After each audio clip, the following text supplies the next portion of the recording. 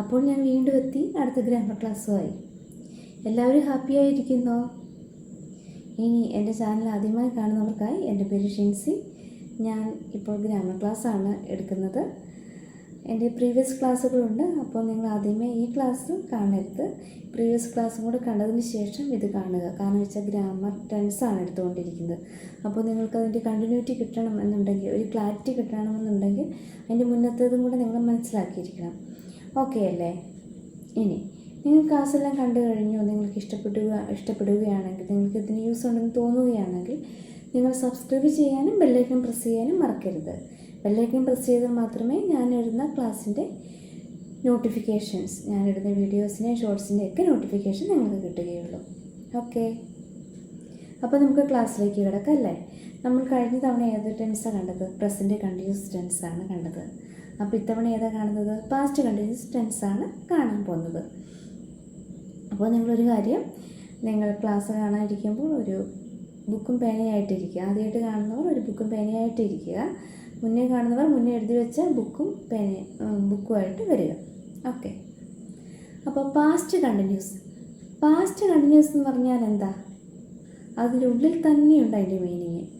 ഞാൻ എപ്പോഴും പറയുന്ന പോലെ തന്നെ അത് എന്താണെന്ന് മനസ്സിലാക്കിയാൽ മാത്രമേ നമുക്കൊരു സെൻറ്റൻസ് പറയുമ്പോൾ ഈ ഫോം പഠിച്ചുകൊണ്ട് യൂസ് ഉള്ളൂ, അതായത് നമുക്ക് യൂസ് ചെയ്യാൻ വേണ്ടി പറ്റത്തുള്ളൂ.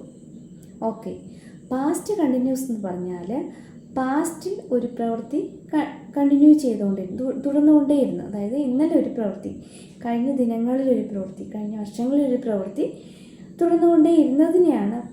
തുടർന്നുകൊണ്ടിരുന്ന കാര്യങ്ങൾ പറയാനാണ് പാസ്റ്റ് കണ്ടിന്യൂസ് ടെൻസ് യൂസ് ചെയ്യുന്നത്. ക്ലിയർ അല്ലേ? ഇനി അതിൽ ആക്റ്റീവ് വോയിസും ഉണ്ട്, പാസീവ് വോയിസും ഉണ്ട്. അത് നമ്മൾ ആക്റ്റീവ് വോയിസ് ആണ് കാണാൻ പോകുന്നത്. ഞാൻ എൻ്റെ ഫോം പറയട്ടെ. പേന ബുക്കും എടുക്കുക കേട്ടോ, എഴുതുക. അതിൻ്റെ ഫോം ആദ്യത്തെ പോലെ തന്നെ സബ്ജക്റ്റ് ആദ്യം വരണം അല്ലേ? Subject plus was or were plus verb plus ING. എഴുതിയെടുത്തോ? എഴുതിയില്ല എല്ലാവരും? ഓക്കെ, ഇനി ഇവിടെ എന്താ വാസ് ഓർ വെയർ വന്നത്? കഴിഞ്ഞ പ്രസൻറ്റ് കണ്ടിന്യൂസ് പഠിച്ചപ്പോൾ നമ്മൾ ആമിസാറാണല്ലേ പഠിച്ചത്, ഹെൽപ്പിംഗ് വെർബ്. അതെന്താ ഇവിടെ അത് വന്നത്? ഇത് പാസ്റ്റ് കണ്ടിന്യൂസ് ആണ്, കഴിഞ്ഞു പോയതാണ്. അപ്പം വാസ് ഓർ വെയർ എന്ന് പറഞ്ഞാൽ ആയിരുന്നു എന്നാണ്. അതുകൊണ്ടാണ് ഇവിടെ വാസ് ഓർ വെയർ ഹെൽപ്പിംഗ് വെർബായിട്ട് വന്നത്. ഇനി വാസ് എവിടെയാണ് യൂസ് ചെയ്യുന്നത്? സബ്ജക്റ്റ് സിംഗിളർ ആയിരിക്കുമ്പോൾ, ഏകവചനമായിരിക്കുമ്പോഴാണ് വാസ് യൂസ് ചെയ്യുന്നത്. അപ്പോൾ വേറോ? സബ്ജക്റ്റ് ബഹുവചനമായിരിക്കുമ്പോൾ, പ്ലൂറലായിരിക്കുമ്പോൾ നമ്മൾ വേറെ യൂസ് ചെയ്യുന്നു. ക്ലിയർ ആയില്ലേ? ഓക്കെ, ഇനി എക്സാമ്പിൾ പറയുമ്പോൾ കൂടുതൽ ക്ലിയർ ആവും കേട്ടോ. എക്സാമ്പിൾ പറയാം. ഇന്നത്തെ സ്ഥിരം ആളെ പിടിക്കാം. I was writing a letter. ഇതിൻ്റെ subject I, was helping verb. കണ്ടോ, I എവിടെ വന്നുകൊണ്ടാണ് ഇവിടെ വാസ് വന്നത്. ഓക്കെ, ഇനി വെർബ് റൈറ്റിംഗ്, വെർബിൻ്റെ ING writing, a letter object. Okay, clear ആയേ? ഞാൻ ഒരു ലെറ്റർ എഴുതുകയായിരുന്നു. നമ്മളോട് ഒരാൾ ചോദിക്കുമോ, നീ ഇന്നലെ ഈ സമയത്ത് എന്നെ അടുക്കുമായിരുന്നു? ഞാൻ ഇന്നലെ ഒരു ലെറ്റർ എഴുതുകയായിരുന്നു. നീ ഇന്നലെ ഇന്ന സമയത്ത് വൈകുന്നേരം 5 മണിക്ക് എന്നെ അടുക്കും? ഞാൻ പഠിക്കുകയായിരുന്നു, അല്ലെങ്കിൽ ഞാൻ ഡാൻസ് കളിക്കുകയാണ്, അല്ലെങ്കിൽ ഞാൻ ചായ ഉണ്ടാക്കുകയായിരുന്നു.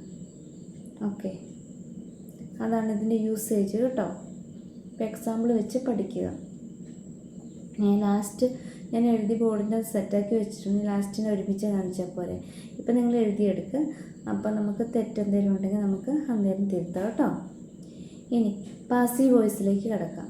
ഞാൻ എപ്പോഴും പറയുന്ന പോലെ തന്നെ പാസീവ് വോയിസിൻ്റെ പ്രാധാന്യം എന്ന് വെച്ചിട്ടുണ്ടെങ്കിൽ അവിടെ ഒബ്ജക്റ്റിന് പ്രാധാന്യം കൊടുക്കാനാണ് നമ്മൾ പാസീവ് വോയിസ് യൂസ് ചെയ്യുന്നത്. ഓക്കെ, അപ്പോൾ അതിൻ്റെ ഫോം നോക്കാം. പാസീവ് വോയിസിൻ്റെ ആദ്യം ഇന്നാളൊക്കെ പറഞ്ഞുകൊണ്ടിരുന്ന 2 റൂൾ ഏതാ? ആദ്യം ഒബ്ജക്റ്റ് വരും, പിന്നെ ലാസ്റ്റ് വെർബിൻ്റെ V3 ഫോം മാത്രമേ വരത്തുള്ളൂ. അത് രണ്ടും നിങ്ങൾ ഒരിക്കലും മറന്നു പോകല്ലേ. അത് രണ്ടും എപ്പോഴും നിങ്ങൾ യൂസ് ചെയ്യണം. പിന്നെ നമുക്ക് അതിൻ്റെ ഇടയ്ക്കുള്ള സംഭവങ്ങൾ മാത്രം പഠിച്ചാൽ മതി. ഓക്കെ ആയില്ലേ? ഇനി എൻ്റെ ഫോം നോക്കാം. Object plus was or were plus being plus V3.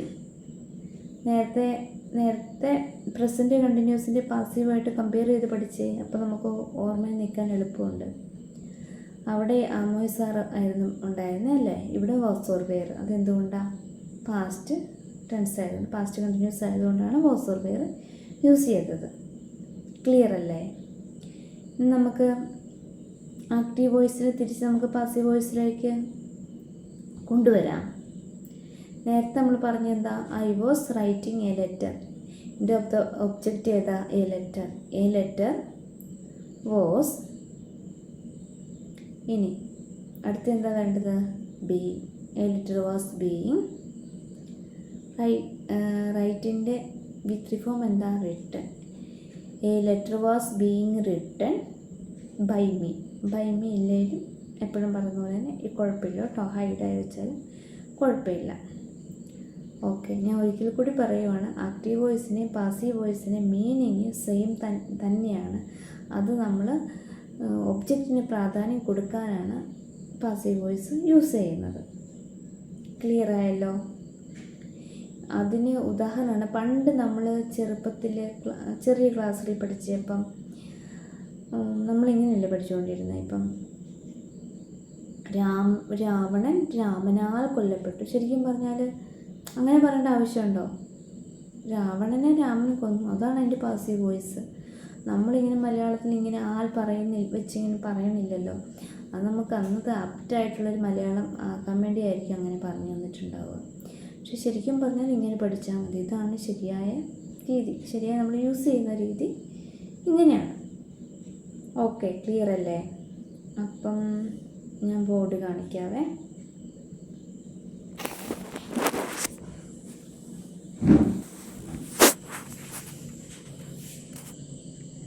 Past continuous, അതിൻ്റെ active voice subject was or were plus verb plus ING.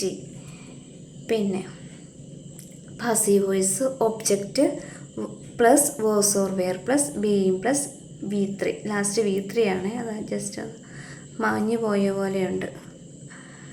അത് എൻ്റെ കൈ തട്ടിയിട്ട് മാഞ്ഞായിരിക്കും. ഓക്കെ അല്ലേ? എന്തെങ്കിലും തെറ്റുണ്ടെങ്കിൽ ഒന്ന് തിരുത്തിയേക്കണേ. ഓക്കെ ആയില്ലേ? എഴുതിയല്ലോ? എഴുതി ചെക്ക് ചെയ്യ. അപ്പോൾ എൻ്റെ ക്ലാസ്സുകളൊക്കെ മനസ്സിലാവുന്നുണ്ടെന്ന് ഞാൻ കരുതുന്നു. പിന്നെ എന്തെങ്കിലും ഞാൻ മാറ്റം വരുത്തണമെന്നുണ്ടെങ്കിൽ കമൻറ്റ് ബോക്സിൽ കമൻറ്റ് ചെയ്യാൻ വേണ്ടി മറക്കരുത് കേട്ടോ. എന്തെങ്കിലും സജഷൻ നിങ്ങൾക്കുണ്ടെങ്കിൽ പറയണം. പിന്നെ ഒരു കാര്യം പറയാൻ വേണ്ടി വിട്ടുപോയി, ഒരു പ്രധാനപ്പെട്ട കാര്യം. ഇതിൻ്റെ പാസീവ് വോയിസ് ഉണ്ടല്ലോ, പാസ്റ്റ് കണ്ടിന്യൂസിൻ്റെ പാസീവ് വോയിസ് നമ്മൾ OIT യൂസ് ചെയ്യാറില്ല കേട്ടോ. എല്ലാത്തിൻ്റെയും പാസീവ് വോയിസ് എന്ന് പറഞ്ഞാൽ ഭയങ്കര പ്രാധാന്യമല്ലേ OITയിൽ. ഞാൻ ജസ്റ്റ് ഒന്ന് ഓർപ്പിച്ചതാണ്. അത് OIT എവിടെയും യൂസ് ചെയ്യാറില്ല. ഓക്കെ, ക്ലിയർ ആയില്ലേ?